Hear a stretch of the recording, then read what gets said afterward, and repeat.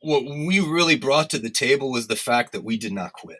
And one of the 10th grade teachers that joined last year when we started, I believe she said it's sort of like you guys were the first wave at Normandy, storming the beaches, taking all the hits, and just having to get through to the other side.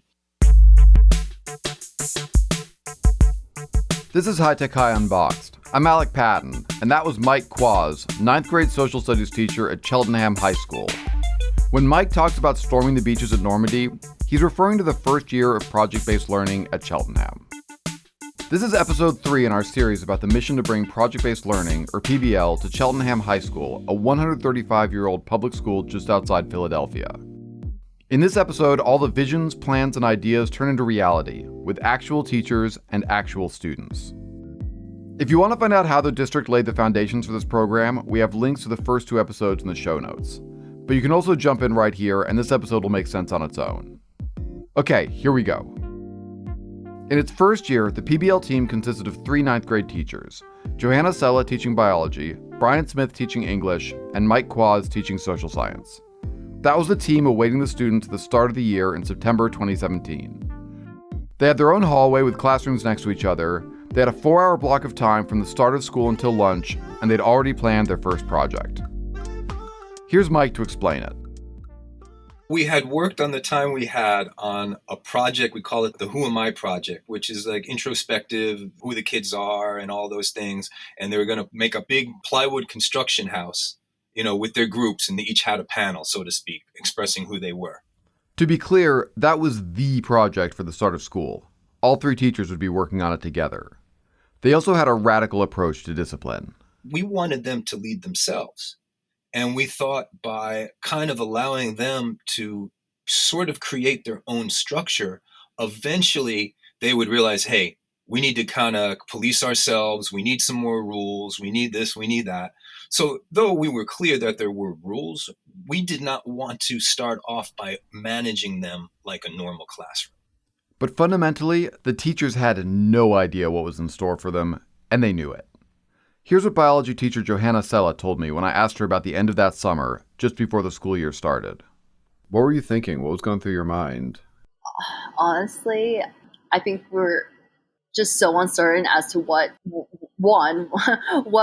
were doing exactly, / what the students were going to be like, that there wasn't too much, to be quite honest. I was kind of, at the moment, was in the whole come what may mindset of this is definitely going to have to be one of those we figure out on the fly kind of deals.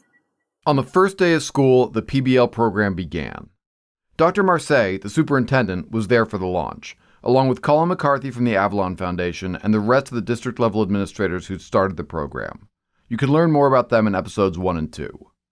Mike remembers the energy.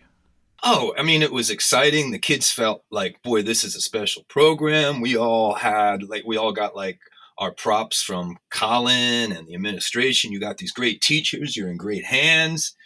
And everybody was pretty excited. We did the newspaper tower, where you build a tower out of newspapers while everybody else is getting taught the rules and going through your normal procedures of homework and all that. We're making stuff and the kids are excited, right? We got music playing. So, that was a great first day. Matt Pimental and Brian Riley, who are 2 of the architects of the program at a district level, explained more about the theory behind starting with that newspaper tower game. You'll hear Matt's voice first in this clip, and then Brian's.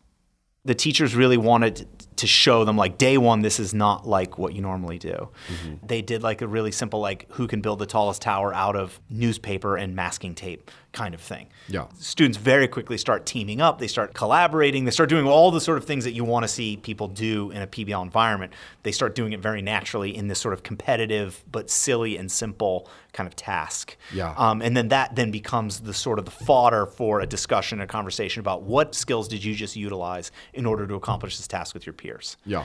So I know that that was a part of it. And then they also had the kids going outside a lot, all sort of a series of games and collaborative experiences that were sort of non-scholastic, that were there to sort of kickstart a student culture that was going to be centered on kids and having kids taking a leadership role over the culture of their own group. Yeah. And a lot of it was whole group. So it wasn't, we're going to do this in the biology class, and at the same time, we'll do it in the English class. So it wasn't taking the kids and separating them into 3 different classrooms. It was having them do that together, having the teachers do it with them. So they started the year as one collective group to kind of set that tone that, we are all PBL, and we're going to move forward together rather than in these smaller pockets, which looks a lot like traditional school would have looked. So that was 62 students in one room. I asked one of those 62 students, Kayla, about her first impressions. Well, we're coming out of high school, freshmen, so that's interesting. And PBL is like a whole little section for the PBL kids, and like it's this humongous room with like power tools and like these fancy tables and fancy chairs and like 4 teachers in one room. And like I liked it. The vibe was there. It was nice. It was calming. It was bright. I kind of like that. Unlike in the rest of Cheltenham High School, there was no honors group in PBL, and that was by design.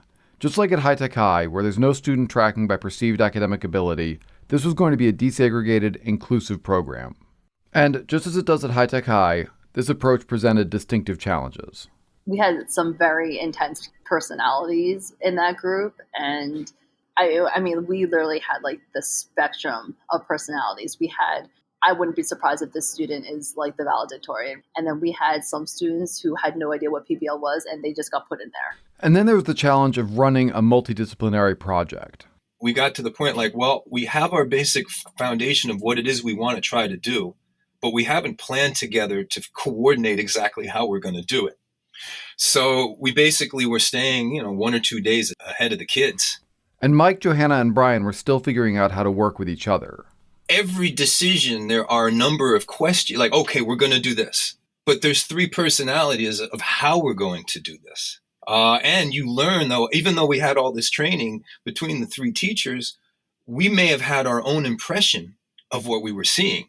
Some of that got hashed out, obviously, through the planning process. But it wasn't until you get into real time with the kids, you start to understand each other and the styles and the strengths and weaknesses of, not only the kids, but each of us on the team. So, we were meeting, we'd go for the 4 hours with the kids. And it's not like if I remember correctly, we did not have a lot of common prep time at that point as well. So we would just go right from that 4 hour or 3.5 hour block, to be more specific, with the kids into basically debriefing, the 3 of us sitting in the STEM lab, in the makerspace. By the way, we didn't have all our furniture quite yet. All the equipment wasn't up and running, right? All the bandsaw, whatever it was. So we didn't even have stools, I think, for our big works tables. So we just basically, for that 40 minutes until somebody had to go teach a class, it may have even been 30 minutes, we'd eat our lunch and we'd debrief and we'd try to figure out what we're going to do next. And then we would meet after school. At least, a couple of us would meet after school trying to piece some of the things together. The teachers were literally making it up as they went along. But how could it have been any different? Nobody in the entire school district had ever done this before. They were making it up because that's what you have to do when you're doing something brand new. This was not lost on the students. Here's Kayla again with another student, Simon. It was like we were guinea pigs, really, because we were like the pilots and we were the guinea pigs of PBL, and it wasn't really the It was just, it's kind of hard to handle as freshmen because we were immature as freshmen, and then we had a lot of like things put on us. Like we had to, we pretty much weren't mature enough to handle all of the projects and all the freedom that we had in like the space. They had no idea what was going on. We had no idea what was going on. So it was just like a bunch of chaos, really. As you can imagine, there were some unrealistic expectations on both sides. From the teachers, we thought they were going to be, oh, this is great. We love this, right? We love these projects. And from the students. A lot of us tried to almost like fight the teachers, not like physically, but like argue how we should be being taught, even though like neither sides were technically correct. Here's how Mike puts it. When you empower the kids like that, when they're not happy, you're going to feel it. Linda Sonny, a 10th grade teacher, was also on the team that year, but only as an observer. So she'd be ready to take the students the following year when they entered 10th grade. When she talked to Johanna, Brian, and Mike, she could tell that things weren't going entirely to plan. They had sort of like lost that excitement in their eyes.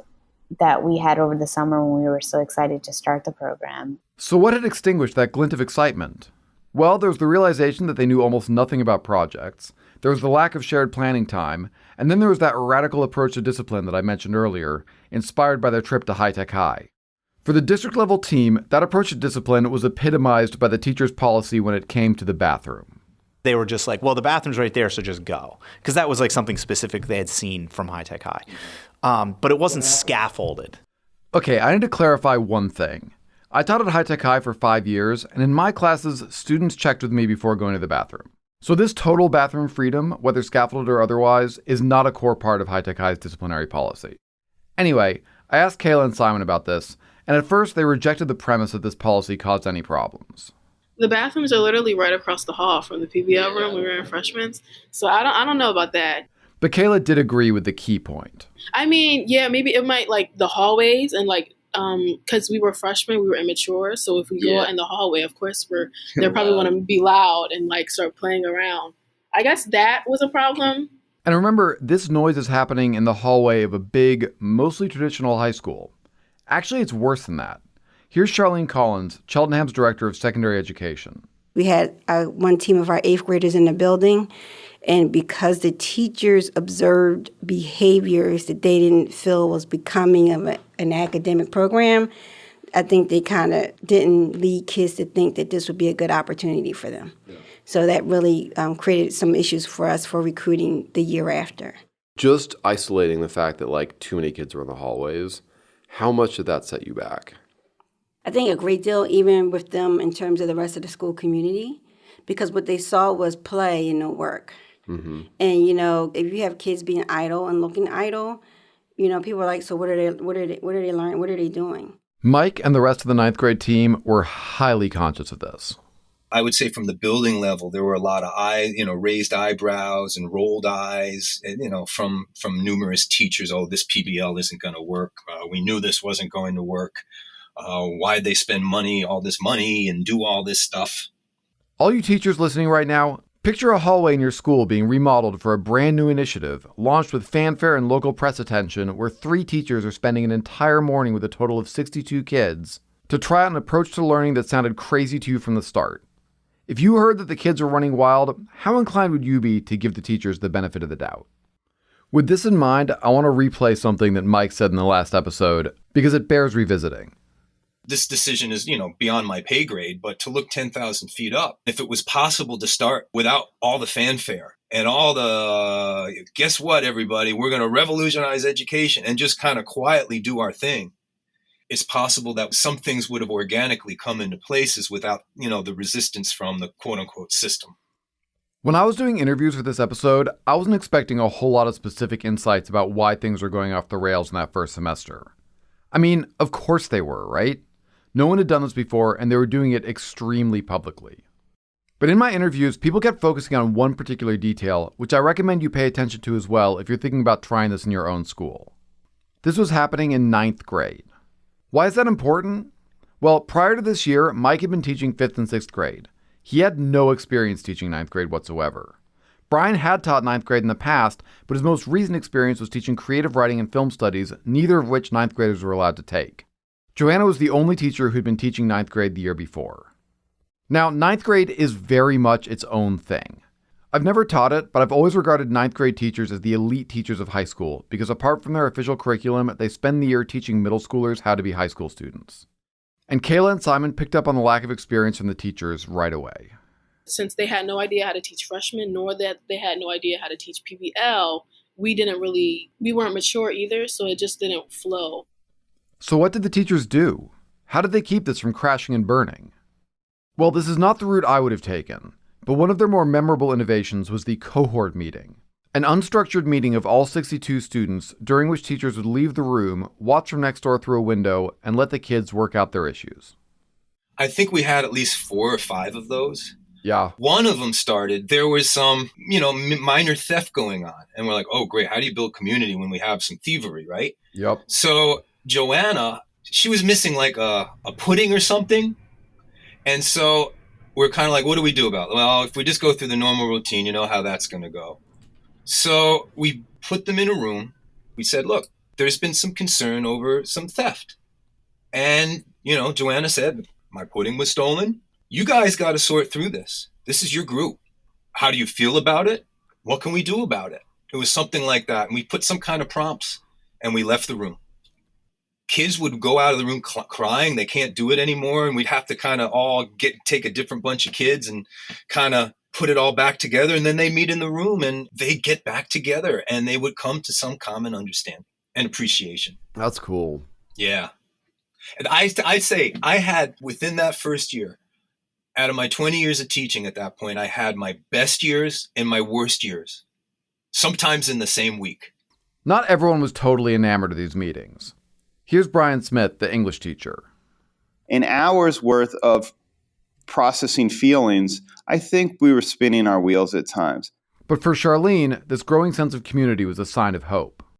I was excited about how they were able to build a sense of community and how the kids looked like they're kind of coming together and working collaboratively. What they were working collaboratively on, as you may recall, was the Who I Am project, where they were building the plywood houses that we talked about earlier. They finished that project, and they had their first exhibition. This was what convinced Kayla's parents that the PBL program was the right place for their daughter. After they came to the first exhibition and they saw that we were really learning a lot of stuff and everything, that's when they really became on board with PBL. And they saw how I was changing and becoming more confident in myself and making more relationships, I guess. The exhibition was a high point for Mike Quaz. Parents were happy, kids were happy, there were hugs, there were cheers, there were smiles. And for Brian Smith. The students really amazed us, and we saw the potential in what students can do when they're doing something for community members, parents, and a bigger group than just maybe taking a test or a quiz for a teacher to grade. So exhibition was a hit, and the team entered winter break battered but still standing, which is how I entered every winter break when I was a teacher. But in the new year, they started to hear concerns from parents. In January, some of the parents of our most academically engaged started saying, well, what are they really learning? Is this program right for my kid? Are they being challenged? And here's the other part of it. You take honors students who have learned the system and learned the game well. Even though they know they're not happy with it, when you pull that rug out from under them completely, and now all of a sudden they're not as secure as what they are learning, or if they have the right answer, because you're saying, well, you need to think it through. I'll guide you, but I'm not going to give you the answer. And they're used to very specifics, jumping through hoops. Even some of our great kids with the projects at times would kind of get angst over, well, just tell me what it is. Meanwhile, at the district level, Matt and Brian were worried about the scale of the projects the teachers were tackling. One of the challenges was that first project that we did. At the time, what we were thinking was that we bit off more than we could chew. It was a big project. The students actually built houses that were 3 feet tall and 5 feet long and maybe 2 feet wide or about that size, pretty large wooden structures.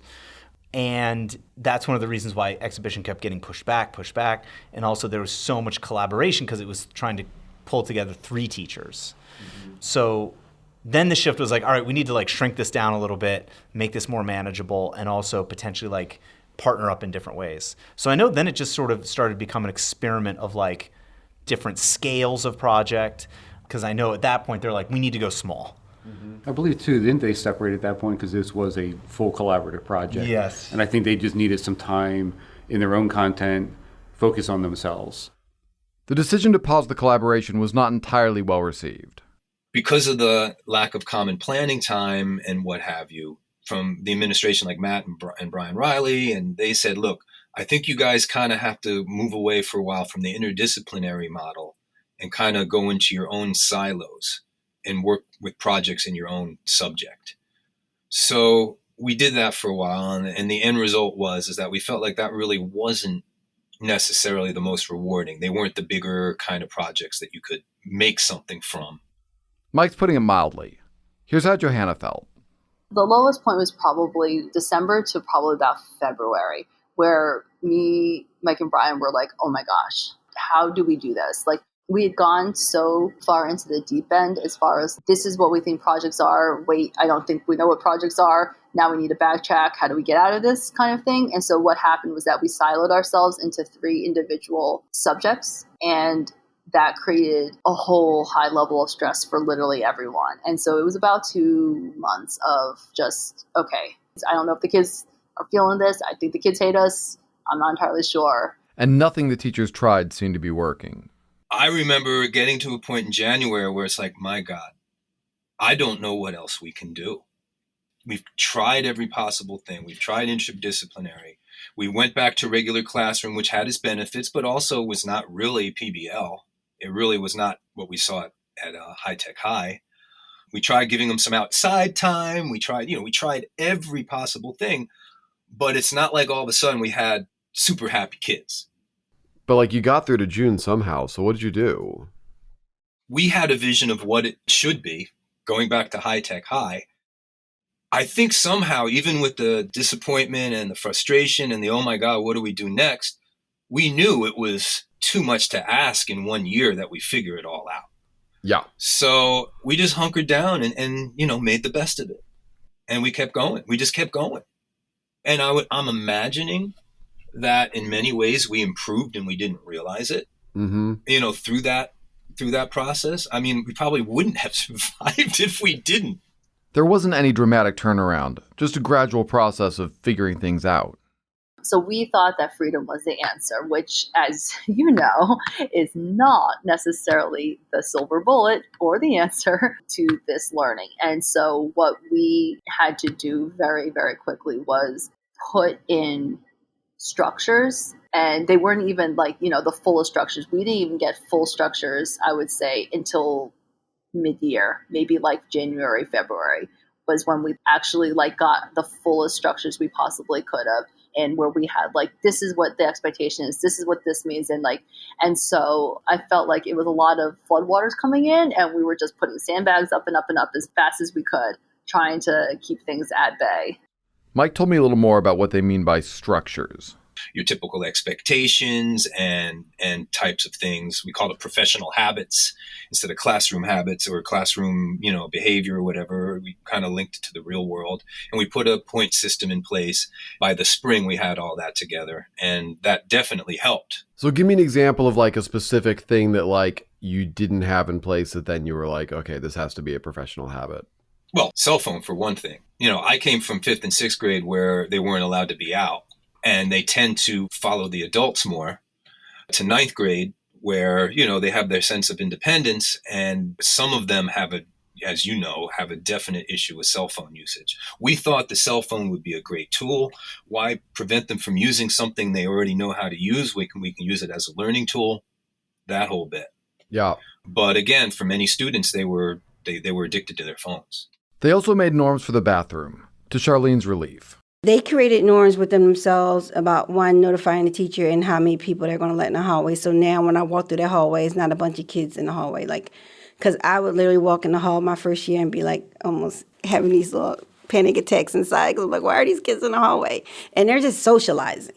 Inside the classroom, the teachers were getting better at designing and scaffolding projects. Structure also included more instructional structure, okay? It wasn't just a disciplinary piece. It was the instructional structure, more graphic organizers. And the only way to get good at project-based learning is to do it. Johanna had a way of describing their first project designs that really resonated with me. We also ourselves didn't have, I would say, the strongest projects, and they weren't necessarily built to withstand a lot of resistance, if that makes sense. They were designed so that in the ideal setting, this is how they would run and this is how they would go. Maybe with a little bit of give if kids had some trip ups or whatever, but they weren't designed so that when the world imploded, this project could still kind of figure itself out. So if there was a child who was so absolutely resistant, we didn't necessarily have plan B, C, or D for them. Sure. So what have you learned about designing resilient projects since then? Definitely that the entire project should not hang on group components. We were very much under the impression that it was and should be group driven. And I know that now we have individual components and there's an individual accountability piece. And even if there is a group part, it doesn't necessarily all hinge on every single person coming to the table every single day. Like, yeah, it'll probably suffer a little bit, but it's not like the whole project will just fall apart if one person either doesn't come to the table that day, or if they decide that I don't want to do the project today. And we've also realized that infinite choice is not the answer. Choice within boundaries is a much better way of going about it. I strongly endorse everything Johanna said there, but there's another thing about project-based learning, a flip side to this gloominess and self-criticism. Even a deeply flawed, naively designed project can have elements of magic, and times when everything comes together. I love the way that Matt Pimentel puts it. There'd be certain days where students were doing project work, and they just had that, I never know exactly how to describe it, that positive noise, like that good hum. Yeah. You know, it's like there's the good hum, the bad hum. Mm-hmm. It's like, and there'd be those days where you walk in and there's just the right amount of hush in the midst of the noise that you're like, there's a lot of productivity happening here. It's the best. You chase that like a drug. Yeah. Yeah. And then, you know, the funny thing is it could literally be like 10 minutes later and the volume is cranked up like, you know, significantly more. Like, all right, that's over. 10 seconds later, you're like, it's noisy again. Yeah. You're like, all right, we lost it. Johanna was experiencing these moments too. You know, there's days when they were, you know, like really grinding through their projects. Those were like the glimmers that made me realize what we're doing is and can be even more awesome. Whereas I think back to that year before I joined PBL, it was like every day I'm like, oh my gosh, how can I do this? I don't know how I'm going to get through this, you know. And I really wasn't seeing those like genuine sparks and love of teaching. I know from experience that those magical days when the project takes on a life of its own can get you through a whole lot of painful slogging. So I get why the teachers are still on board with this. But I didn't really understand why Kayla and Simon, the students, decided to stay in the program. So I asked. Here's what Kayla told me. I don't know why I stayed. I guess I didn't feel like I wanted to go back to a regular classroom and like be the shadow in the background, be invisible, I guess. That's a pretty good reason. High Tech High Unboxed is hosted and edited by me, Alec Patton. Our theme music is by Brother Herschel. In the next episode, you'll hear what happened when Kayla, Simon, and the rest of their cohort went to 10th grade, and how 9th grade changed things after that first year. Thanks for listening.